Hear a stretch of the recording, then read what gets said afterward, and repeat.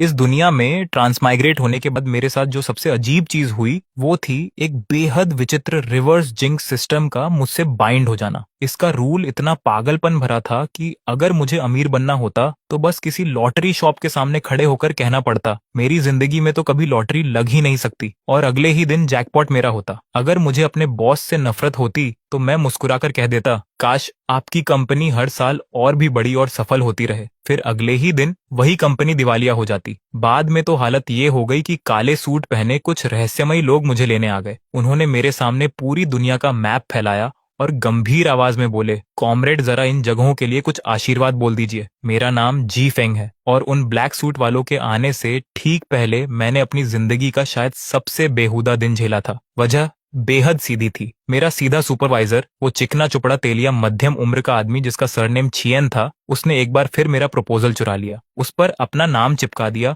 और पूरे कॉन्फिडेंस के साथ उसका सारा क्रेडिट खुद ले गया। और ये पहली बार नहीं था, ये तीसरी बार था। डिपार्टमेंट मीटिंग के दौरान वो मेरे खून पसीने से तैयार किए गए प्रोजेक्ट को हाथ में लहराते हुए इतनी जोश से प्रेजेंटेशन दे रहा था कि बोलते बोलते उसकी थूक तक कॉन्फ्रेंस टेबल पर उड़ रही थी। मेरे सामने बैठी मेरी कोवर्कर लिन फे फे बार बार मेरी तरफ देखकर ताने भरी मुस्कान फेंक रही थी। वो तो कब की सुपरवाइजर की सबसे वफादार चमची बन चुकी थी और मेरी जिंदगी मुश्किल बनाने का एक भी मौका नहीं छोड़ती थी। मीटिंग के बीच सुपरवाइजर ने मुस्कुराते हुए कहा, इस प्रोजेक्ट में फेफे का भी बहुत बड़ा योगदान है। आजकल के यंग लोग सच में कमाल के आइडियाज लेकर आते हैं। अपने फेवरेट एम्प्लॉई की तारीफ करना वो कैसे भूल सकता था। लिन फेफे तुरंत खड़ी हो गई, हाथ हिलाकर झूठी विनम्रता दिखाने लगी, लेकिन उसकी आंखों में भरा घमंड साफ दिखाई दे रहा था। वो मुस्कुराकर बोली, ये सब आपकी शानदार लीडरशिप की वजह से है। मैं कमरे के एक कोने में चुपचाप बैठा था। चेहरे पर कोई भाव नहीं था, लेकिन अंदर गुस्सा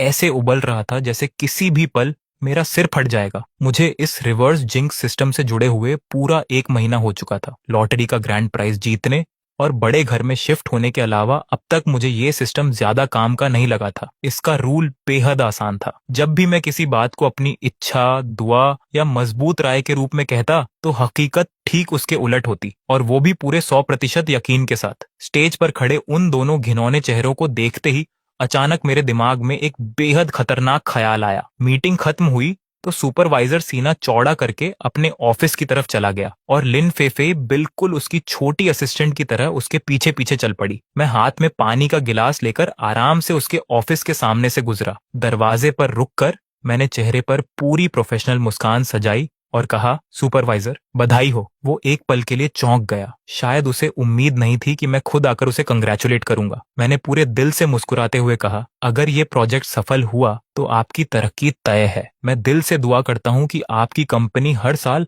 और भी बड़ी और सफल होती जाए और आपका करियर नई ऊंचाइयों को छूता रहे। मैंने हर शब्द पर जानबूझकर जोर दिया, मानो दिल की गहराइयों से दुआ दे रहा हूँ। उसके मोटे चेहरे पर चर्बी हंसी के साथ सिकुड़ गई। उसने बनावटी अपनापन दिखाते हुए मेरे कंधे पर हाथ रखा और बोला, शाओजिए ऐसे ही मेहनत करते रहो, मुझे तुमसे बहुत उम्मीदें हैं। उसके बगल में खड़ी लिन फेफे मुझे ऐसी नजरों से देख रही थी जैसे मैं कोई बेचारा मस्खरा हूँ जो बॉस की चापलूसी करके फायदा उठाना चाहता है। मैं बिना कुछ बोले अपनी डेस्क पर वापस आ गया। फिर मेरी नजर लिन फेफे पर पड़ी। वो शीशे के सामने बैठकर मेकअप ठीक कर रही थी। साफ था कि शाम को सुपरवाइजर के साथ जश्न मनाने की तैयारी चल रही थी। मैं उसके पास गया, हल्की मुस्कान के साथ बोला, फे सच कहूं तो मुझे तुमसे बड़ी जलन होती है। तुम्हें इतना शानदार लीडर मिला है।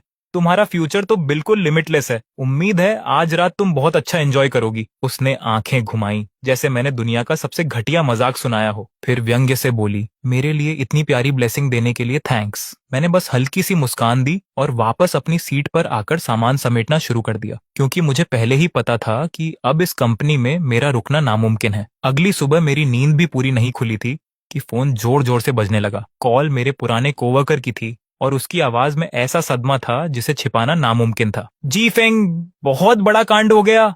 कंपनी बर्बाद हो गई, पूरी तरह बैंकरप्ट। मैंने उनींदी आंखें मलते हुए फोन कान पर लगाया, लेकिन मुझे जरा भी हैरानी नहीं हुई। पता चला कि मेरा सुपरवाइजर काफी समय से कंपनी के पैसे गबन कर रहा था और कुछ सीनियर एग्जीक्यूटिव्स के साथ मिलकर फाइनेंशियल रिकॉर्ड्स में बड़े स्तर पर हेराफेरी कर रहा था। पिछली रात सेलिब्रेशन डिनर में वो इतनी बुरी तरह नशे में धुत हो गया कि उसने खुद ही सारे राजर उगल दिए। वहां मौजूद एक बिजनेस पार्टनर ने तुरंत पुलिस को फोन कर दिया और कुछ ही देर में उन सबको रंगे हाथों गिरफ्तार कर लिया गया। उधर लेन फे फे बैंकेट के बाद सुपरवाइजर को घर छोड़ने जा रही थी। रास्ते में एक बिल्ली को बचाने के चक्कर में उसने गाड़ी सीधा ट्रैफिक आइलैंड पर चढ़ा दी। कार कई बार पलटी और अब वो हॉस्पिटल के बिस्तर पर पड़ी थी। फोन रखने के बाद मैं खिड़की के बाहर फैले चमकीले नीले आसमान को कुछ देर तक देखता रहा। पहली बार मुझे महसूस हुआ कि ये रिवर्स जिंक्स सिस्टम उतना बेकार भी नहीं था जितना मैं समझता था, लेकिन मैं उस पल का मजा ठीक से ले भी नहीं पाया था कि डोरबेल बज उठी। मुझे लगा शायद फूड डिलीवरी आई होगी। मैं वैसे ही पजामास पहनकर दरवाजा खोलने चला गया। दरवाजा खुलते ही सामने 3 आदमी खड़े थे। तीनों ने परफेक्टली फिटेड काले सूट पहन रखे थे। उनके चेहरे बर्फ की तरह ठंडे थे और उनकी मौजूदगी से निकलने वाला दबाव ऐसा था कि सांस लेना तक मुश्किल लग रहा था। सबसे आगे खड़ा आदमी लंबा, तेज नैन नक्श वाला था और उसकी आंखें किसी शिकारी बाज की तरह पैनी थीं। उसने मेरी तरफ एक पहचान पत्र बढ़ाया जिसे मैं पढ़ नहीं पाया, लेकिन न जाने क्यों उसे देखते ही महसूस हो गया कि ये कोई बेहद महत्वपूर्ण पहचान थी। उसने ठंडी आवाज में कहा, मिस्टर जीफेंग, हम national special incident response department से हैं। आपको हमारी इन्वेस्टिगेशन में सहयोग करना होगा। उसकी बात सुनते ही मेरा दिमाग पूरी तरह सुन्न पड़ गया। आखिर मेरी ये छोटी सी अजीब हालत सरकार तक कैसे पहुंच गई? वो लोग मुझे अपने साथ एक काली लिमुजीन में बिठाकर ऐसी जगह ले गए जिसका नाम किसी भी मैप पर मौजूद नहीं था। वो जगह किसी बेहद हाई सिक्योरिटी रिसर्च फैसिलिटी जैसी दिख रही थी, जहां यूनिफॉर्म पहने सिक्योरिटी पर्सनल और सफेद लैब कोट में साइंटिस्ट हर तरफ भाग दौड़ कर रहे थे। मुझे एक बिल्कुल सादे इंटेरोगेशन रूम में ले जाया गया, जहां सिर्फ एक धातु की मेज और 2 कुर्सियां थीं। टीम का लीडर मेरे सामने बैठ गया। उसका नाम शेन जुए था। उसने बिना एक शब्द बोले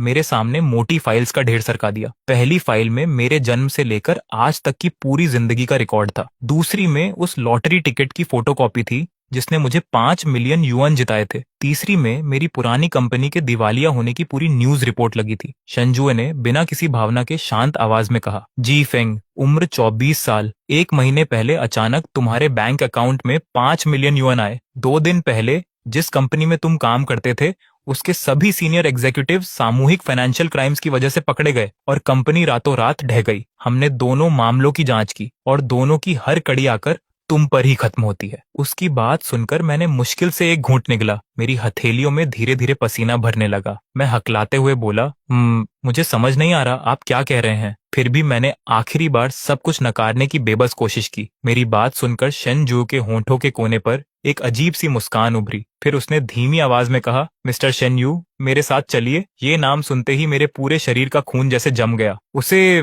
मेरा कोड नेम पता था। मैंने घबराकर इंस्टिंक्टिवली शेन जू की तरफ देखा। वो मुझसे कई मीटर दूर भीड़ में फंसा हुआ था और पूरी ताकत से मेरी तरफ आने की कोशिश कर रहा था। लेकिन ठीक उसी पल सू वन गलती से उससे टकरा गई और वो कुछ बेहद कीमती सेकंड के लिए रुक गया। तभी मेरी कमर से लगी पिस्टल ने मुझे फिर से जोर से धक्का दिया। आवाज मत निकालना और ये मत सोचना कि तुम्हारा बॉडीगार्ड तुम्हें बचा लेगा, वरना ये गन गलती से चल भी सकती है। मजबूर होकर मुझे उसके साथ आगे बढ़ना पड़ा। वो मुझे बैंकेट हॉल के इमरजेंसी स्टेयरवेल की तरफ धकेल रहा था। मेरा दिमाग पूरी रफ्तार से चल रहा था। आखिर अब क्या करूं? साफ था कि इन लोगों ने पहले से पूरी तैयारी कर रखी थी। उनका असली निशाना मैं था। शेन जुए फिलहाल फंसा हुआ था, यानी अब मुझे खुद ही अपनी जान बचानी थी। मैंने गहरी सांस ली। अंधेरे स्टेयरवेल में धकेले जाने से ठीक पहले मैंने पीछे मुड़कर हॉल में फैली अफरा तफरी पर एक नजर डाली। फिर मैंने अपने किडनैपर की तरफ गर्मजोशी से मुस्कुराकर इतनी धीमी आवाज में कहा कि सिर्फ हम दोनों ही सुन सकें, घबराओ मत दोस्त, मुझे पूरा यकीन है कि आज रात तुम्हारा ऑपरेशन पूरी तरह सफल होगा। तुम अपना हर ऑब्जेक्टिव बिना किसी परेशानी के पूरा करोगे और किसी की नजर में आए बिना सुरक्षित यहाँ से निकल जाओगे।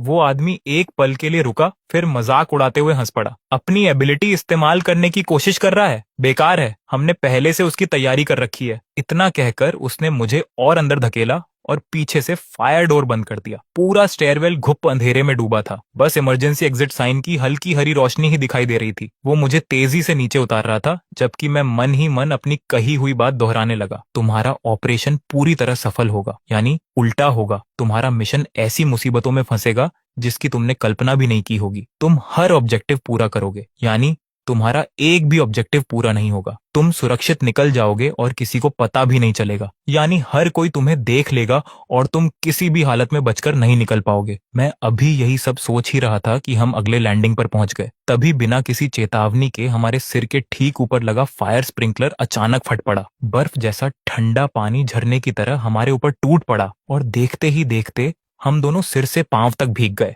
धत्त तेरे की, वो गुस्से से चिल्लाया, लेकिन फर्श पर फैले पानी की वजह से उसका पैर जोर से फिसल गया। उसका संतुलन पूरी तरह बिगड़ गया और वो चीखता हुआ सीढ़ियों से लुढ़कने लगा। हर सीढ़ी से उसका शरीर पूरी तरह टकरा रहा था। उसकी कमर से लगी पिस्टल उड़कर कई सीढ़ियां नीचे जा गिरी। मैंने एक पल भी बर्बाद नहीं किया। बिजली की तरह दौड़कर पिस्टल उठाई और नीचे पड़े कराते हुए उस आदमी पर तान दी। मैंने जिंदगी में कभी गन नहीं चलाई थी, लेकिन एक्शन मूवीज तो खूब देखी थी। मैंने पूरी कोशिश करते हुए शेन जुए की ठंडी आवाज की नकल की और गरज कर बोला, हिलना मत। वो उठने की कोशिश करने लगा, लेकिन गिरने की वजह से उसकी एक टांग बुरी तरह टूट चुकी थी और डरावने तरीके से मुड़ी हुई थी। उसने भीगा हुआ चेहरा उठाकर मुझे ऐसी नफरत से घूरा कि मानो अभी जिंदा निकल जाएगा। तभी अचानक स्टेयरवेल का दरवाजा जोरदार धमाके के साथ खुला। शेन जुए अपनी पूरी टीम के साथ अंदर घुस आया। सामने का नजारा देखकर वो भी कुछ पल के लिए ठिठक गया। मुझे पूरी तरह सुरक्षित देखकर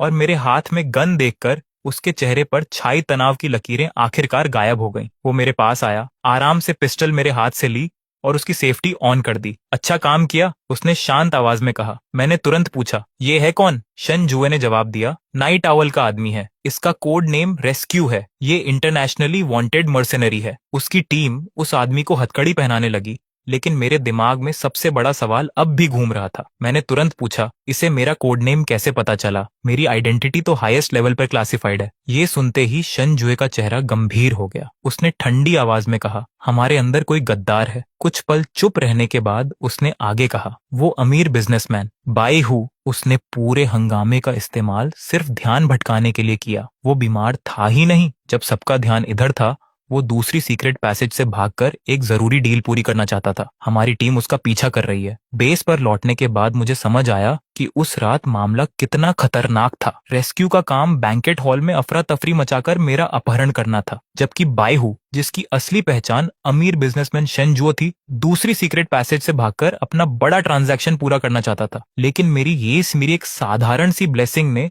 शुरू से आखिर तक उनकी पूरी प्लानिंग तहस नहस कर दी। होटल का फायर स्प्रिंकलर सिस्टम बिना किसी वजह के खराब हो गया, जिससे रेस्क्यू पूरी तरह भीग गया। उसी के साथ फायर अलार्म बज उठा और पूरे बिल्डिंग का इमरजेंसी सिक्योरिटी सिस्टम एक्टिवेट हो गया। देखते ही देखते हर एग्जिट सील हो गया। दूसरी तरफ अंडरग्राउंड पार्किंग में शेन जो को निकालने के लिए जो गाड़ी तैयार खड़ी थी, उसमें अचानक इलेक्ट्रिकल शॉर्ट सर्किट हो गया और पूरी गाड़ी आग की लपटों में घिर गई। धुएं से खांसता हुआ और कालिक से लथपथ शेन जो गराज से बाहर निकल भी नहीं पाया था कि हमारे एजेंट्स ने उसे दबोच लिया। उधर रेस्क्यू की हालत भी कम मजेदार नहीं थी। उसकी टांग टूट गई थी और उसे हल्का कंकशन भी हो गया। सबसे हंसी की बात तो ये थी कि इस मिशन के लिए उसने दुनिया के सबसे महंगे एंटी स्लिप कॉम्बैट बूट्स खरीदे थे और फिर भी पानी में फिसलकर ऐसा गिरा कि खुद उठ भी नहीं पाया। ये सब देखने के बाद टास्क फोर्स के लोगों की नजरें बदल चुकी थीं। पहले वो मेरा सम्मान करते थे, लेकिन अब उनकी आंखों में खुली हुई प्रशंसा साफ दिखाई दे रही थी। सिर्फ शेन जुए ही अब भी पूरी तरह गंभीर था। कुछ देर बाद उसने मुझे अपने ऑफिस में बुलाया। बिना किसी भूमिका के उसने कहा, कल रात कुछ गड़बड़ थी। मैं हैरानी से उसे देखने लगा। उसने कहा, तुम्हारा यूनिवर्सिटी क्लासमेट वहां नहीं होना चाहिए था।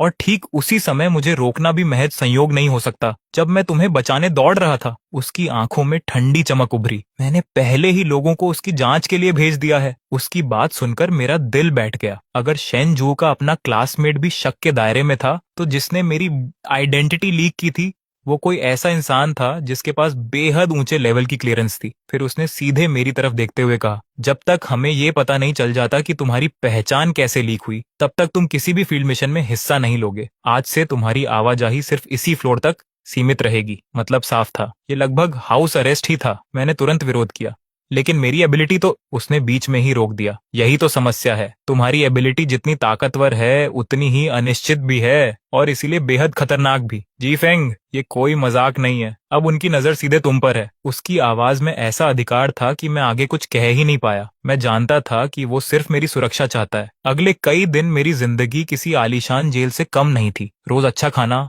आराम से सोना और कभी कभी रिसर्चर्स का मुझ पर छोटे मोटे एक्सपेरिमेंट करना। एक रिसर्चर तो एक दिन मेरे पास गमले में लगा पोथोस प्लांट लेकर आया और बोला कि मैं उसे ब्लेसिंग दूं ताकि वो खूब हरा भरा होकर बढ़े। मैंने दुआ दी और फिर हम सब ने मिलकर देखा कि वो बेचारा पौधा धीरे धीरे सूखने लगा। दूसरी तरफ शेन जुए लगातार व्यस्त था, कभी रेस्क्यू से पूछताछ करता तो कभी उस गद्दार की तलाश में लगा रहता। इसीलिए कई दिनों तक हमारी मुलाकात ही नहीं हुई। पूरे एक हफ्ते बाद वो आखिरकार फिर मेरे सामने आया, लेकिन इस बार उसके चेहरे का भाव पहले से भी कहीं ज्यादा भारी था। उसने मेरी आंखों में देखते हुए सिर्फ 4 शब्द कहे, रेस्क्यू मर चुका है। मेरा दिल एकदम कसकर सिकुड़ गया। वो मरा कैसे? मैंने घबराकर पूछा। शेन जुए ने भारी आवाज में जवाब दिया, पूछताछ के दौरान अचानक सेरेब्रल हेमोरेज हुआ, हम उसे बचा नहीं पाए। उसकी आवाज पहले से कहीं ज्यादा थकी हुई और भारी लग रही थी। किसी ने उसका मुंह हमेशा के लिए बंद कर दिया। मैंने तुरंत अगला सवाल दागा, तो मतलब हमारी सबसे बड़ी लीड भी खत्म हो गई? शेन जुए ने धीरे से सिर हिलाया। नहीं, मरने से पहले वो बस एक शब्द बोल पाया था। उसने सीधे मेरी आंखों में देखते हुए एक एक सिलेबल पर जोर देकर कहा, जेमिनाई। मैंने भी मन ही मन उस शब्द को दोहराया, जेमिनाई। लेकिन हमारी पूरी इंटेलिजेंस डेटाबेस में इस नाम से जुड़ी एक भी जानकारी मौजूद नहीं थी। हमारी इकलौती लीड भी धुएं की तरह गायब हो चुकी थी और कमरे का माहौल पल भर में इतना भारी हो गया कि सांस लेना तक मुश्किल लगने लगा। बात बदलने के लिए मैंने पूछा, सुवान का क्या हुआ? उसकी जांच में कुछ मिला? उसका नाम सुनते ही शेन जुओ का चेहरा और भी गंभीर हो गया। उसका बैकग्राउंड पूरी तरह साफ है। यूनिवर्सिटी से लेकर नौकरी तक एक भी संदिग्ध चीज नहीं मिली और उस रात के तुरंत बाद वो छुट्टियां मनाने विदेश चली गई। हमारे लोग उसका पता ही खो बैठे। हर सुराग एक ही नतीजे की तरफ इशारा कर रहा था। हमारा दुश्मन हमारी कल्पना से कहीं ज्यादा चालाक और सावधान था। मैं शेन जुओ के थके हुए चेहरे को देखता रहा। न जाने क्यों मुझे उसके लिए थोड़ा बुरा महसूस होने लगा। इधर मैं तो बेस के अंदर किसी पालतू जानवर की तरह आराम से रखा गया था। खाना, सोना और खाली बैठना। हालत ऐसी हो गई थी कि लगता था अब मेरे ऊपर काई उगाएगी। लेकिन दूसरी तरफ शेन जुए हर गुजरते दिन के साथ और ज्यादा ज्यादा थका हुआ दिखाई देने लगा। उसकी आंखों के नीचे काले घेरे लगातार गहरे होते जा रहे थे। वजह भी साफ थी, एक अदृश्य दुश्मन जो अंधेरे में छिपा बैठा था और दूसरा हमारी अपनी ऑर्गेनाइजेशन के अंदर छिपा गद्दार। दोनों किसी लटकती तलवार की तरह हर वक्त सबके सिर पर मंडरा रहे थे। एक रात मुझे बिल्कुल नींद नहीं आ रही थी। मैं पानी लेने निकला तो रास्ते में सेंट्रल इंटेलिजेंस रूम के सामने से गुजरा। अंदर अब भी लाइट जल रही थी। शीशे के पार मैंने देखा शेन जुए अकेला विशाल स्क्रीन के सामने बैठा था, जहां अनगिनत डेटा और रिपोर्ट्स लगातार चल रही थीं। पता नहीं क्यों उस पल उसकी अकेली पीठ देखकर मेरे दिल में अजीब सी कसक उठी। बिना ज्यादा सोचे मैंने दरवाजा खोला और अंदर चला गया। उसने पीछे मुड़कर भी नहीं देखा, बस शांत आवाज में बोला, अभी तक जाग रहे हो? जैसे उसे पहले से ही पता था कि मैं आ चुका हूँ। मैंने उसके पास जाकर कहा, नींद नहीं आ रही थी, कोई प्रोग्रेस? उसने सिर हिलाया और नाक के बीच वाली जगह दबाते हुए बोला, ऐसा लगता है जैसे वो लोग हवा में गायब हो गए हों। मेरी नजर स्क्रीन पर चमकते एक शब्द पर टिक गई, जेमिनाई, जेमिनाई। मैं धीरे धीरे उसे दोहराने लगा। तभी अचानक मेरे दिमाग में एक ख्याल बिजली की तरह कौंधा, अगर जेमिनाई 2 लोगों का नाम नहीं है और कोई प्रोजेक्ट भी नहीं? शेन जुए ने तुरंत मेरी तरफ देखा। मतलब? मैंने अपने विचार धीरे धीरे शब्दों में बदले। एस्ट्रोलॉजी में जेमिनाई 2 अलग अलग रूपों वाली एक ही मौजूदगी का प्रतीक होता है। अगर जेमिनाई किसी इंसान या प्रोजेक्ट की जगह एक एबिलिटी हो तो? ये सुनते ही शेन जुए की आंखें चमक उठीं। एक ही अस्तित्व के 2 पहलू। उसकी उंगलियां तुरंत कीबोर्ड पर दौड़ने लगीं और उसने एक और क्लासिफाइड डेटाबेस खोल दिया। अगर तुम्हारी एबिलिटी कॉज और इफेक्ट को उल्टा कर देती है तो क्या कहीं उसकी बिल्कुल ऑपोजिट एबिलिटी भी हो सकती है? मेरा दिल एक पल के लिए धड़कना ही भूल गया। मतलब कोई जो भी बोले वो सीधे सच बन जाए? एग्जैक्टली। शेन जुए का चेहरा पहले से कहीं ज्यादा गंभीर हो गया। उसके शब्द ही कानून बन जाए। Words become reality. उसकी बात सुनकर मेरी रीढ़ में ठंडी लहर दौड़ गई। अगर सच में ऐसा कोई इंसान मौजूद था तो वो मुझसे 100 गुना ज्यादा खतरनाक था। मेरी रिवर्स जिंक्स तबाही तो मचा सकती थी, लेकिन सब कुछ उल्टा करके उसका नतीजा हमेशा अनिश्चित और बेकाबू होता था। लेकिन अगर किसी के शब्द सीधे हकीकत बन जाते हों तो वो पूरी दुनिया को अपनी इच्छा के हिसाब से मोड़ सकता था। बिल्कुल सटीक, पूरी तरह नियंत्रित और लगभग अजेय। एक एबिलिटी दुनिया बनाती, दूसरी उसे उलट देती। क्या यही एक ही अस्तित्व के 2 असली हिस्से नहीं थे? अगर नाइट आउल या उनके पीछे छिपे लोग सच में ऐसे किसी इंसान को अपने साथ रखते थे तो आगे क्या होने वाला था, ये सोचने की भी मेरी हिम्मत नहीं हुई। शायद मेरे चेहरे का डर शेन जुए ने पढ़ लिया था। उसने शांत आवाज में कहा, फिलहाल ये सिर्फ एक थ्योरी है, लेकिन हम दोनों जानते थे कि इस थ्योरी के सही होने की संभावना डराने वाली हद तक ज्यादा थी। तभी तो दुश्मन हर ऑपरेशन का पहले से अंदाजा लगा लेता था। तभी तो उन्हें मेरा कोड नेम भी पता था। अगर कोई सिर्फ बोलकर हकीकत बदल सकता है तो उसे इंटेलिजेंस रिपोर्ट्स की जरूरत ही क्या। वो बस इतना कह सकता था, आज मैं सोर्ट टीम के सारे राज जानना चाहता हूँ, और फिर खुद हकीकत उसके सामने हर राज खोल देती। तभी मेरे दिमाग में एक और रोंगटे खड़े कर देने वाला ख्याल आया। मैं कुछ पल रुका, फिर बोला, अगर जब रेस्क्यू मुझे किडनैप करने आया था तब उस वर्ड्स बिकम रियलिटी वाले इंसान ने पहले ही उससे कह दिया हो, काश तुम्हारा मिशन सफल हो। और फिर मैंने भी रेस्क्यू से बिल्कुल वही बात कही थी। अगर दो बिल्कुल उल्टी एबिलिटीज एक ही इंसान पर एक साथ असर करें तो क्या होगा। इस बार शेनजुए का चेहरा भी बदल गया। उसने धीरे से कहा, दो एबिलिटीज की सीधी टक्कर या फिर एक दूसरे का खत्म हो जाना। कुछ पल सोचने के बाद वो बोला, यही वजह हो सकती है कि रेस्क्यू की किस्मत अचानक इतनी बुरी हो गई। शायद तुम्हारी एबिलिटी की प्रायोरिटी या उसकी ताकत उनकी एबिलिटी से ज्यादा थी। ये निष्कर्ष सुनने के बाद हम दोनों लंबे समय तक बिल्कुल चुप बैठे रहे। अगर हमारी बात सही थी तो मैं अब कोई सीक्रेट वेपन नहीं था, मैं उस रहस्यमयी इंसान का इकलौता एंटीडोट था। तभी पूरे बेस में अचानक कान फाड़ देने वाला अलार्म गूंज उठा, लेवल 1 अलर्ट। अगले ही पल एक रिसर्चर लगभग गिरता पड़ता कमरे के अंदर घुसा। उसका चेहरा कागज की तरह सफेद पड़ चुका था। वो हांफते हुए चिल्लाया, कैप्टन शेन, बहुत बड़ी मुसीबत हो गई। डोम के अंदर शायद किसी ने अंदर से घुसपैठ कर ली है। ये सुनते ही शेन जुए का चेहरा बर्फ जैसा ठंडा हो गया। वो बिजली की रफ्तार से कमांड कंसोल की तरफ भागा और बिना एक पल गनवाए लगातार आदेश देने लगा, सारे एंट्रेंस और एग्जिट तुरंत सील करो, तियानजी सैटेलाइट से कनेक्शन जोड़ो, डोम के आसपास की लाइव सर्वेलेंस अभी स्क्रीन पर लाओ, इमरजेंसी रिस्पांस टीम्स 3 मिनट में रवाना हो। मैं उसके पीछे पीछे दौड़ रहा था। ये पहली बार था जब मैंने शेन जुए को अपना संतुलन खोते देखा। आखिर उस डोम के अंदर ऐसा क्या था जिसने उसे इतना बेचैन कर दिया। कुछ ही पलों बाद सैटेलाइट इमेजेस सामने आ गईं। पश्चिमी उपनगर में मौजूद अंडरग्राउंड डोम ऊपर से बिल्कुल सामान्य दिखाई दे रहा था। सरफेस एंट्रेंस पर कुछ भी असामान्य नहीं था, लेकिन उसकी हर कम्युनिकेशन लाइन और हर इंटरनल सर्वेलेंस कैमरा एक साथ ऑफलाइन हो चुके थे। पसीने से तर एक टेक्नीशियन घबराकर चिल्लाया, रिपोर्ट, हम डोम के इंटरनल सिस्टम्स में प्रवेश नहीं कर पा रहे। किसी अनजान डेटा स्ट्रीम ने पूरा फायरवॉल लॉक कर दिया है। पता नहीं क्यों जवाब मेरे मुंह से खुद ब खुद निकल गया, ये उसी ने किया है। कमरे में मौजूद हर इंसान मेरी तरफ देखने लगा। मैंने गहरी सांस लेकर कहा, जिसके पास वर्ड्स बिकम रियलिटी एबिलिटी है, शायद उसने सिर्फ इतना कहा होगा, मैं चाहता हूं कि डोम का डिफेंस सिस्टम मेरे लिए खुल जाए। शेन जुए भी शायद इसी नतीजे पर पहुंच चुका था। उसने गुस्से में अपनी मुट्ठी इतनी जोर से कंट्रोल पैनल पर मारी कि पूरी मेज कांप उठी। आखिर उन्हें चाहिए क्या? तभी एक बुजुर्ग साइंटिस्ट को जल्दी जल्दी कमांड रूम में लाया गया। मॉनिटर देखते ही उसके होंठ कांपने लगे। दर्द भरी आवाज में उसने कहा, डोम के अंदर मौजूद वॉल्ट 3 में पानगु प्रोजेक्ट के सारे ओरिजिनल रिकॉर्ड्स और उसके सभी कोर मॉड्यूल्स रखे हुए हैं। मैंने हैरानी से पूछा, पानगु प्रोजेक्ट? बूढ़े साइंटिस्ट की आवाज दर्द से भर गई। एक ऐसा प्रोजेक्ट जो पूरी दुनिया की एनर्जी स्ट्रक्चर को हमेशा के लिए बदल सकता है। अगर उसकी जानकारी गलत लोगों के हाथ लग गई तो उसके नतीजे पूरी दुनिया के लिए कल्पना से भी परे होंगे। हालात अब पूरी तरह काबू से बाहर जा चुके थे। हमारे दुश्मन देश के सबसे सुरक्षित वॉल्ट के अंदर घुस चुके थे, और सबसे डरावनी बात ये थी कि हमें ये तक नहीं पता था कि वो लोग कौन हैं या उनकी संख्या कितनी है। अब तक जितने भी सामान्य तरीके थे सब नाकाम हो चुके थे। कमरे में मौजूद हर इंसान की नजर धीरे धीरे मेरी तरफ मुड़ गई। पता ही नहीं चला कि कब मैं सबकी आखिरी उम्मीद बन गया था। शेन जुए धीरे धीरे चलते हुए मेरे सामने आकर खड़ा हो गया। उसकी आंखों में साफ झिझक थी, लेकिन कुछ पल बाद वो झिझक भी पक्के इरादे में बदल गई। उसने गहरी सांस लेकर कहा, जी फेंग, मुझे तुम्हारी जरूरत है। मैंने उसकी तरफ देखते हुए पूछा, क्या बोलूं? उसने कड़वी मुस्कान के साथ सिर हिलाया, मुझे नहीं पता, बस कुछ भी ऐसा कहो जिससे वो रुक जाएं, कुछ भी जिससे डोम वापस हमारे नियंत्रण में आ जाए। मैं वहीं ठिठक गया। मेरी हर ब्लेसिंग उल्टा असर करती थी। अगर मैंने कहा कि दुश्मन अपनी मंजिल तक न पहुंच पाए तो कहीं उल्टा होकर उन्हें उससे भी ज्यादा कीमती चीज न मिल जाए। अगर मैंने कहा कि उनका पूरा प्लान नाकाम हो जाए तो कहीं उल्टा होकर पांगु प्रोजेक्ट के मॉड्यूल्स खुद ही नष्ट न हो जाए और उससे भी बड़ा हादसा ना हो जाए। मेरी एबिलिटी पूरी तरह रैंडम थी, उस पर मेरा कोई कंट्रोल नहीं था, और इतने बड़े मामले में जरा सी रैंडमनेस भी पूरी दुनिया के लिए जानलेवा साबित हो सकती थी। तभी अचानक मेरे दिमाग में बिजली की तरह एक ख्याल आया। नहीं,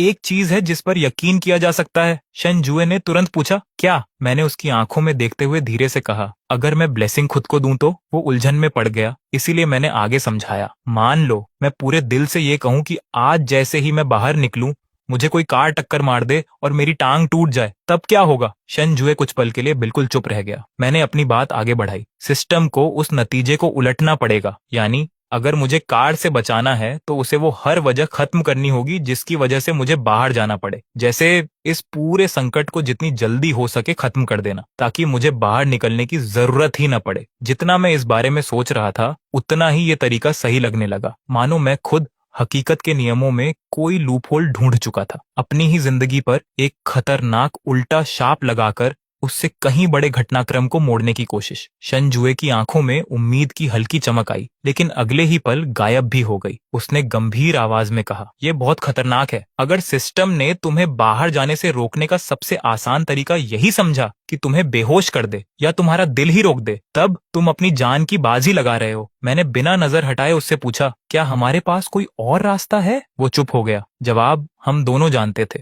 नहीं, कोई दूसरा रास्ता नहीं था। मैंने गहरी सांस ली, कमांड रूम में मौजूद हर तनाव भरे लेकिन उम्मीद से भरे चेहरे पर एक नजर डाली, फिर धीरे धीरे अपनी आंखें बंद कर ली। जिंदगी में शायद पहली बार मैंने इतनी सच्चाई से खुद से कहा, मैं जीफेंग पूरे दिल से चाहता हूं कि आज मैं पूरी तरह सुरक्षित रहूं, हर काम बिल्कुल सही तरीके से हो, मेरी हर इच्छा पूरी हो, और जैसे ही मैं बाहर निकलूं मुझे रास्ते में ढेर सारे पैसे मिल जाएं। एक ही वाक्य में 3 ब्लेसिंग्स, सुरक्षित रहना, सब कुछ सही होना और बाहर पैसे मिलना। उल्टा होने पर इसका मतलब था मुसीबत, लगातार बदकिस्मती और आर्थिक नुकसान। अब सब कुछ इस बात पर निर्भर था कि सिस्टम इन उल्टी ब्लेसिंग्स को पूरा करने के लिए कौन सा रास्ता चुनता है। जैसे ही आखिरी शब्द मेरे मुंह से निकला, मेरी आंखों के सामने अचानक अंधेरा छा गया और मैं वहीं बेहोश होकर गिर पड़ा। जब मेरी आंख खुली तो मैंने खुद को बेस के मेडिकल रूम में पाया। मेरे हाथ में आईवी की ड्रिप लगी हुई थी और उसके पास चुपचाप कुर्सी पर शन जुए बैठा था। जैसे ही उसने मुझे होश में आते देखा, उसके चेहरे पर छाया तनाव थोड़ा कम हुआ। उसने शांत आवाज में कहा, तुम पूरे 3 घंटे तक बेहोश रहे। मैं तुरंत उठकर बैठ गया। डोम का क्या हुआ? मैंने बेचैनी से पूछा। शन जुए ने मुझे ऐसे देखा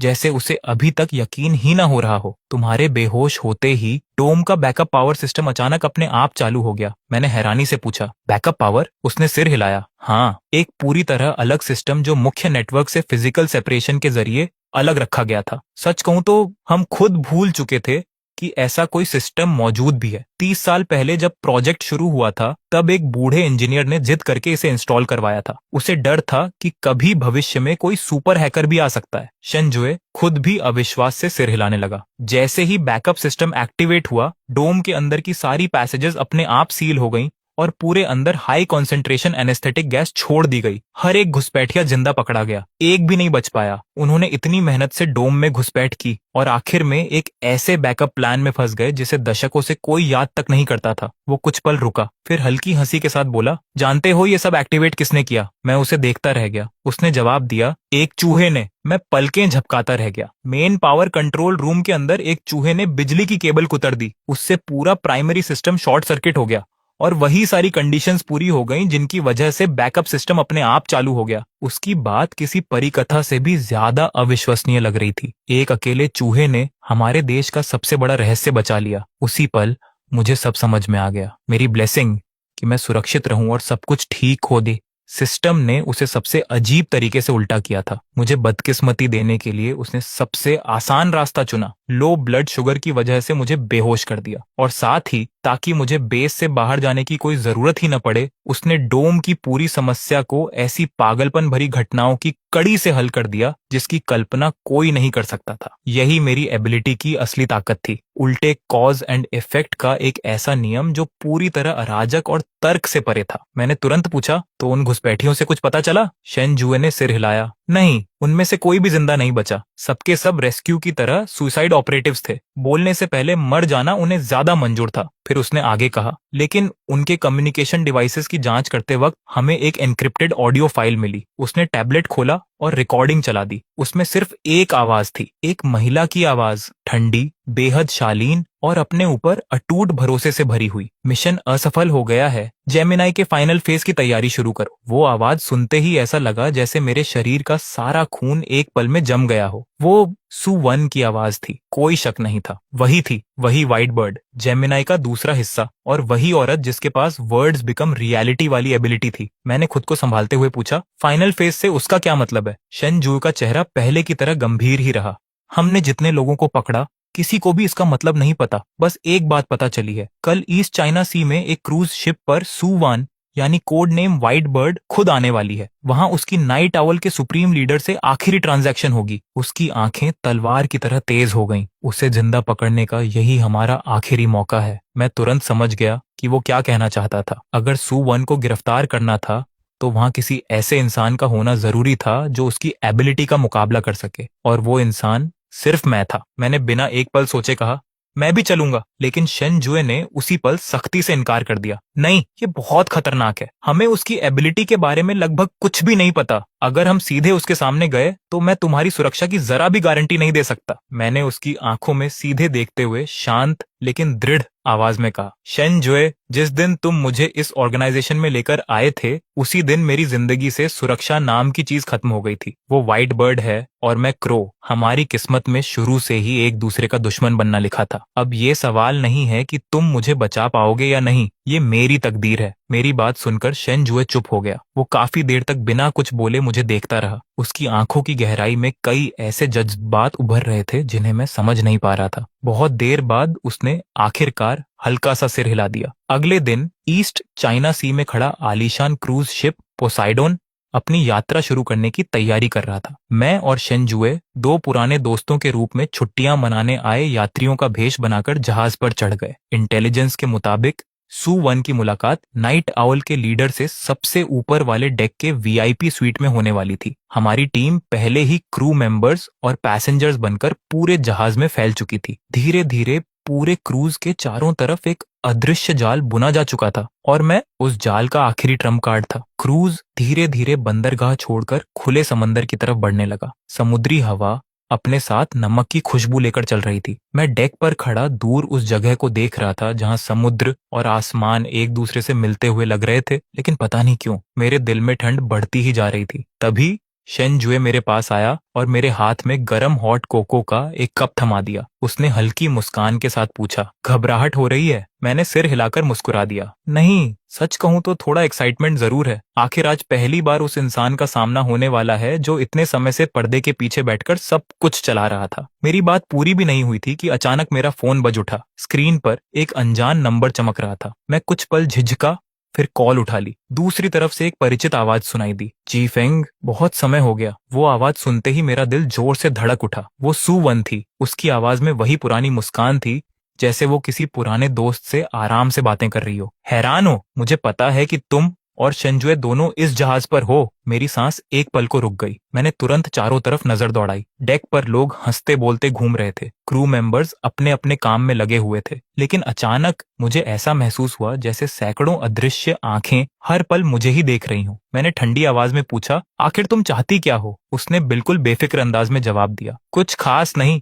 बस गेम शुरू होने से पहले तुमसे थोड़ी बातें करनी थी। उसकी आवाज में जरा भी तनाव नहीं था। फिर वो हल्का सा हंसी और बोली, जानते हो, मुझे हमेशा तुमसे जलन होती थी। मैंने भौहें सिकोड़ ली। मुझसे? आखिर किस बात की? उसने मुस्कुराकर कहा, तुम्हारी एबिलिटी से। वो अनस्टेबल है, लेकिन हर बार कुछ न कुछ शानदार सरप्राइज देती है। मेरी एबिलिटी तो बड़ी बोरिंग है, जो चाहती हूँ वही हो जाता है। उसकी बात सुनकर ऐसा लगा जैसे वो घमंड भी कर रही हो और तारीफ भी। मैंने उसकी बातों पर ध्यान न देकर सीधा असली सवाल पूछा, जेमिनाई का फाइनल फेज आखिर है क्या? दूसरी तरफ कुछ सेकंड तक पूरी खामोशी रही। फिर सू वन धीरे से हंसी, बहुत जल्द खुद ही पता चल जाएगा। अपनी आखिरी यात्रा का मजा लेना मेरे दूसरे आधे। इतना कहकर उसने कॉल काट दी। मैंने तुरंत उसकी कही हर बात शनजुए को बता दी। सब सुनने के बाद उसके चेहरे का रंग उड़ गया। उसने दांत भींचते हुए कहा, उसे पहले से हमारे पूरे प्लान का पता था। हम जानते थे कि जैसे ही जहाज इंटरनेशनल वाटर्स में पहुंचेगा हमारे पास कानूनी कार्रवाई का अधिकार खत्म हो जाएगा। सु वन ने हर चीज पहले से सोच रखी थी। वो खुले समुद्र में डील पूरी करके हमेशा के लिए गायब होना चाहती थी। शन जुए ने बिना देर किए फैसला लिया। अब और इंतजार नहीं कर सकते, अभी एक्शन लेना होगा। उसने तुरंत ईयरपीस में आदेश दिया, सभी यूनिट्स ध्यान दें, टॉप डेक के वीआईपी स्वीट पर ब्रीच करने की तैयारी करो। लेकिन उसका आदेश पूरा भी नहीं हुआ था कि अचानक क्रूज के इंजन्स से लोहे के फटने जैसी भयानक आवाज गूंज उठी। पूरा जहाज इतनी जोर से हिला कि लगभग हर यात्री गिरते गिरते बचा। अगले ही पल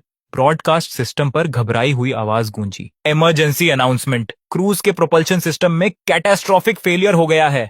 हमारा जहाज अब पूरी तरह कंट्रोल से बाहर है। देखते ही देखते हजारों पैसेंजर्स में अफरा तफरी मच गई। मैंने और शेन जुए ने एक दूसरे की तरफ देखा। हमारी आंखों में एक ही डर साफ दिखाई दे रहा था, वर्ड्स बिकम रियलिटी। सु वन ने फिर अपनी एबिलिटी इस्तेमाल कर दी थी। सिर्फ एक वाक्य बोलकर उसने इस विशाल क्रूज शिप को समंदर के बीच तैरता हुआ लोहे का ताबूत बना दिया था। उसका इरादा साफ था, हम सबको इसी जहाज पर फंसाकर मरने देना। शन जुए ने दांत भींचे, मेरा हाथ पकड़ा और पूरी ताकत से टॉप डेक की तरफ दौड़ पड़ा। अगर ये जहाज डूब भी गया तब भी मैं उसे गिरफ्तार करके ही रहूंगा। कुछ ही पलों में हम वीआईपी स्वीट के बाहर पहुंच गए, जहां असॉल्ट टीम पहले से तैयार खड़ी थी। ब्रीच! एक जोरदार धमाके के साथ दरवाजा उड़ गया और पूरी टीम अंदर घुस गई। लेकिन कमरा पूरी तरह खाली था। वहां सिर्फ एक लैपटॉप मेज पर रखा था। अचानक उसकी स्क्रीन अपने आप जल उठी। उस पर सु वन का मुस्कुराता हुआ चेहरा दिखाई दिया। उसके होठों पर वही जहरीली मुस्कान थी जिससे मेरी रीढ़ तक ठंडी पड़ गई। उसने मुस्कुराकर कहा, मेरी पार्टी में स्वागत है, शेन जुए और जीफेंग। शन जुए गुस्से से स्क्रीन की तरफ देखते हुए गरजा, सुवन, तुम कहाँ हो? उसकी मुस्कान और चौड़ी हो गई। ऐसी जगह जहां तुम कभी नहीं पहुंच पाओगे, लेकिन जाने से पहले मैं तुम्हारे लिए एक छोटा सा गिफ्ट छोड़ गई हूँ। अगले ही पल स्क्रीन बदल गई। अब उसमें जहाज के कार्गो होल्ड की लाइव फुटेज दिखाई दे रही थी। वेयरहाउस के बीचों बीच एक आदमी कुर्सी से बंधा हुआ था। उसका चेहरा खून से लथपथ था। पूरे शरीर पर एक्सप्लोजिव्स बांधे गए थे और उसकी छाती पर लाल रंग का काउंटडाउन टाइमर लगातार टिक टिक कर रहा था। जैसे ही शेन जुए ने उसका चेहरा देखा, उसका पूरा शरीर कांप उठा। उसके होंठ कांपे और बहुत धीमी आवाज में निकला, टीचर। मैंने घबराकर पूछा, ये कौन है? उसकी आवाज कांप रही थी। ये सोर्ड डिवीजन के संस्थापक हैं और पांगू प्रोजेक्ट के चीफ डायरेक्टर एकेडमिशन जांग। 6 महीने पहले ही रिटायर हुए थे। लेकिन ये कैसे हो सकता है? सु वन ने खुद जवाब दिया, मैं उन्हें अपने साथ लाई हूँ। उसकी आवाज अब भी उतनी ही सहज थी। नाइट आउल का लीडर पांगू के कोर मॉड्यूल के बदले उन्हें पाकर बहुत खुश हुआ। और अब वो मुस्कुराई। असल गेम शुरू होता है। उसकी आवाज जरा भी नहीं बदली। 1 घंटे के अंदर प्रोपल्शन सिस्टम फेल होने की वजह से ये जहाज डेविल रीफ से टकराएगा और इस पर मौजूद हर इंसान मर जाएगा। और रही बात एकेडमिशन जांग की, कैमरा उसके सीने पर लगे टाइमर पर जूम कर गया। इनके बॉम्ब में सिर्फ 15 मिनट बचे हैं। मैंने गुस्से से अपनी मुट्ठियां भींच ली। सु वन मुस्कुराकर बोली, अब तुम्हारे पास सिर्फ एक चॉइस है, या तो हजारों पैसेंजर्स को बचाओ या फिर इस एक बूढ़े इंसान की जान। उसकी हंसी किसी जहरीली तलवार से भी ज्यादा ज्यादा खतरनाक लग रही थी। फिर उसने जैसे याद आने का नाटक करते हुए कहा, ओह हाँ, एक बात और, इस बॉम्ब की वायरिंग थोड़ी खास है। इसे सिर्फ दुनिया का सबसे बेहतरीन बॉम्ब डिस्पोजल एक्सपर्ट ही निष्क्रिय कर सकता है। और मेरी जानकारी के मुताबिक, उसने जानबूझकर थोड़ा रुककर कहा, इस जहाज पर ऐसा कोई नहीं है। फिर उसकी नजर सीधी कैमरा में टिक गई। शेन जुए, मैं हमेशा सोचती थी, तुम्हारे जैसा इंसान जो नियमों और लोगों की जान को सबसे ऊपर रखता है, आखिर ऐसी स्थिति में कौन सा फैसला करेगा? इतना कहकर स्क्रीन पूरी तरह काली हो गई। शेन जुए की आंखें गुस्से से लाल हो चुकी थीं। एक तरफ हजारों मासूम यात्रियों की जिंदगी थी, दूसरी तरफ उसका गुरु, देश का अनमोल वैज्ञानिक। ये ऐसा फैसला था जिसमें कोई सही जवाब था ही नहीं। लेकिन हैरानी की बात यह थी कि अगले ही पल उसने खुद को पूरी तरह संभाल लिया। उसने गहरी सांस लेकर कहा, हम अलग अलग चलते हैं। मैं कार्गो होल्ड जाता हूँ, तुम प्रोपल्शन सिस्टम को वापस चालू करने का कोई रास्ता ढूंढो। एक बार फिर उसने अपनी सारी उम्मीद मेरी एबिलिटी पर रख दी थी। मैंने बिना झिझक सिर हिलाया। समझ गया। मैंने एक पल भी बर्बाद नहीं किया। तुरंत मुड़कर पूरी रफ्तार से कैप्टन्स ब्रिज की तरफ दौड़ पड़ा। मेरे पास सिर्फ 15 मिनट थे।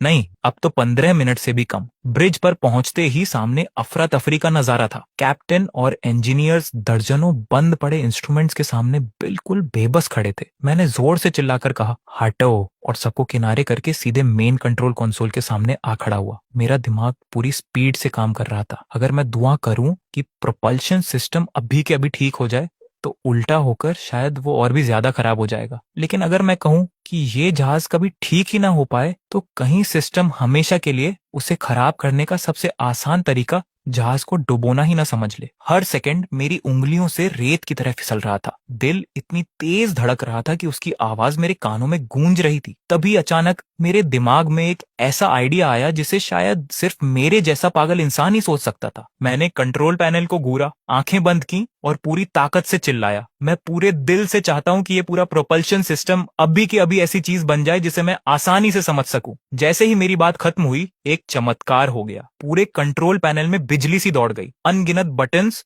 गेजेस और जटिल डिस्प्लेस एक साथ टिमटिमाने लगे। अगले ही पल पूरा पैनल बदल गया। विशाल कंट्रोल कंसोल एकदम किसी विंडोज डेस्कटॉप में बदल चुका था। स्क्रीन के बीचों बीच एक बहुत बड़ा पावर बटन चमक रहा था और उसके बगल में रंग बिरंगा ट्रबल शूटिंग विजर्ड खुशी खुशी मैसेज दिखा रहा था। Hi there, your cruise ship's propulsion system has encountered a tiny problem, please click here for 1 click repair. पूरे ब्रिज पर सन्नाटा छा गया। वहां मौजूद हर इंसान मुंह खोले इस नामुमकिन नजारे को देख रहा था। मैंने बिना देर किए दौड़कर उस विशाल 1 क्लिक रिपेयर वाले बटन पर जोर से हाथ मार दिया। स्क्रीन पर तुरंत प्रोग्रेस बार दिखाई देने लगी। System repair in progress, estimated completion time 1 minute, please wait patiently, in the meantime why not enjoy a relaxing game of Minesweeper। मैं बेबस होकर बस आंखें झपकाता रह गया। कभी कभी ये रिवर्स जिंक्स सिस्टम इतनी बेहुदा शरारत करता था कि सच में उसका एक घूंसा मारने का मन करता था। ठीक 1 मिनट बाद प्रोग्रेस बार 100% पर पहुंच गई। स्क्रीन पर बड़े बड़े अक्षरों में लिखा आया,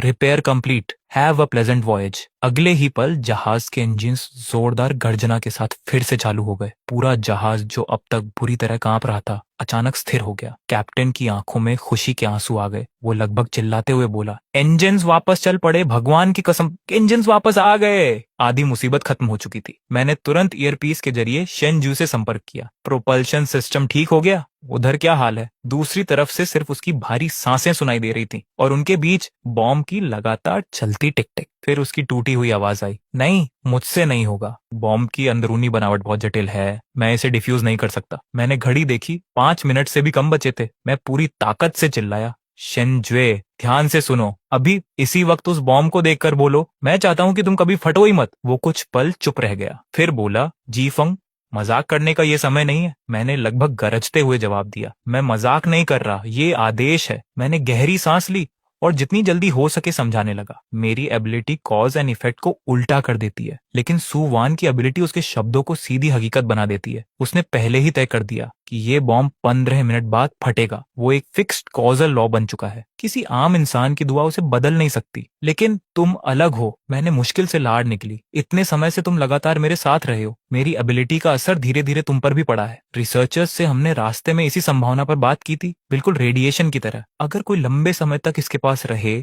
तो उसके अंदर भी इसका थोड़ा बहुत असर रह जाता है। तुम्हारी इच्छा उसकी एबिलिटी में दखल दे सकती है। दोनों कॉजल लॉज आपस में टकराएंगे और बॉम्ब की किस्मत पूरी तरह केओस में बदल जाएगी। आखिर में मैं लगभग चीख पड़ा, रिस्क लो शेनजुए, अभी। दूसरी तरफ सन्नाटा छा गया। सिर्फ काउंटडाउन की टिक टिक सुनाई दे रही थी। 1 मिनट 30 सेकंड। ऐसा लग रहा था जैसे रेडियो के उस पार से उसकी धड़कनें तक सुनाई दे रही हूँ। आखिरकार उसने धीरे से कहा, ठीक है। अगले ही पल उसने पूरी ताकत से बॉम्ब पर चिल्लाकर कहा, मैं चाहता हूं कि तुम हरगिज कभी भी मत फटना। फिर बस टिक टिक बची, टिक टिक टिक। 10, 9, 8। मेरा दिल गले तक आ चुका था। 3, 2, 1, 0। लेकिन कोई धमाका नहीं हुआ। रेडियो पर पूरी खामोशी छा गई। मेरे हाथ कांपने लगे। मैंने घबराकर पुकारा, शेनजुए। कई दर्दनाक सेकंड बाद उसकी भारी आवाज वापस सुनाई दी, ये रुक गया। उसने कांपती सांस ली। टाइमर जैसे ही 0 पर पहुंचा, वहीं जम गया। डिस्प्ले अब भी वो टीमॉन नेज़ो पर अटका हुआ है। हम कामयाब हो चुके थे। एक अनिश्चित उलटी कॉजैलिटी और एक पूर्ण वास्तविकता आपस में टकराई थी और दोनों ने मिलकर खुद कॉजैलिटी को ही कुछ समय के लिए ठप कर दिया था। मैंने तुरंत पूछा, सुवान कहाँ है? उसकी आवाज फिर बर्फ जैसी ठंडी हो गई। भाग गई। जहाज के पीछे वाली एक स्पीड बोट गायब है। मैं धीरे धीरे ब्रिज की खिड़की तक गया और दूर फैले समंदर को देखने लगा। फिर मेरे होंठों पर हल्की मुस्कान आ गई। वो ज्यादा दूर नहीं जाएगी। दूर उठती लहरों को देखते हुए मैंने धीमी आवाज में कहा, क्या शानदार मौसम है, नाव की सैर के लिए बिल्कुल परफेक्ट। मिस सुवान, तुम्हारी यात्रा बहुत सफल हो और तुम्हारा भविष्य बहुत उज्जवल हो। करीब आधे घंटे बाद रेस्क्यू हेलीकॉप्टर्स को डेविल रीफ के पास एक उलटी पड़ी हुई स्पीडबोट मिली। बर्फ जैसे ठंडे समुद्र में लकड़ी के एक टूटे हुए टुकड़े को कस कर पकड़े सू वान कांप रही थी। रेस्क्यू टीम के मुताबिक जैसे ही वो स्पीडबोट लेकर भागी, अचानक कहीं से कैटेगरी 10 का भयानक तूफान पैदा हो गया। काले बादल पूरे आसमान पर छा गए, आसमान बिजली से गूंज उठा, विशाल लहरें उठी और एक ही लहर ने उसकी स्पीडबोट को पल भर में पलट दिया। जब उसे पानी से बाहर निकाला गया तो उसकी आंखों की चमक पूरी तरह गायब हो चुकी थी। वो बस एक ही बात बार बार बड़बड़ा रही थी, नामुमकिन, मेरी एबिलिटी, ये नामुमकिन है। मैं मन ही मन मुस्कुरा उठा। तुम्हारी एबिलिटी दुनिया को तुम्हारी बात मानने पर मजबूर करती है और मेरी एबिलिटी दुनिया से ठीक उसका उल्टा करवाती है। और जब ये दोनों नियम आपस में टकराते हैं तब इस दुनिया पर सिर्फ एक ही चीज राज करती है, केओस। आखिरकार सवान गिरफ्तार हो गई, लेकिन वो सिर्फ व्हाइट बर्ड थी, जेमिनी का आधा हिस्सा। पूछताछ के दौरान हमें असली सच पता चला। नाइट ऑwl में एक और सदस्य था, ब्लैक क्रो। वही संगठन का असली केंद्र था। उसके पास भी सुवान जैसी ही वर्ड्स बिकम रियलिटी एबिलिटी थी। सुवान तो बस शतरंज की बिसात पर आगे बढ़ाया गया एक मोहरा थी, जबकि असली खिलाड़ी अब भी अंधेरे में छिपा हुआ था। हमें यह भी पता चला कि नाइट ऑwl का असली लक्ष्य कभी पेंगू प्रोजेक्ट नहीं था। वो तो सिर्फ इतनी अफरा तफरी फैलाना चाहते थे कि पूरी दुनिया एक और भी बड़े वैश्विक संघर्ष में धकेल दी जाए। पूछताछ खत्म होने से ठीक पहले सू वान ने आखिरी जानकारी दी। ब्लैक क्रो पहले ही अपने फाइनल प्लान की शुरुआत कर चुका था, लेकिन वो कौन था, कहाँ छिपा था, किसी को कुछ नहीं पता था। कुछ समय बाद मैं वापस बेस लौट आया। ऊपर से सब कुछ फिर पहले जैसा सामान्य दिखाई देने लगा, लेकिन मेरे दिल की गहराई में मैं जानता था कि ये शांति असली तूफान से पहले की खामोशी भर है। एक दिन मेरा सामना उस रहस्यमयी ब्लैक क्रो से होना तय था। कुछ दिनों बाद शेंजुए फिर मेरे पास आया। इस बार उसने बिना कुछ कहे मेरे सामने दुनिया का एक बड़ा मैप खोल दिया। उस पर कई जगहों को मोटे लाल घेरे से चिन्हित किया गया था। उसने गंभीर आवाज में कहा, इन जगहों पर हाल ही में बहुत परेशान करने वाली घटनाएं हुई हैं। फिर उसने सीधे मेरी तरफ देखा और बोला, कॉमरेड,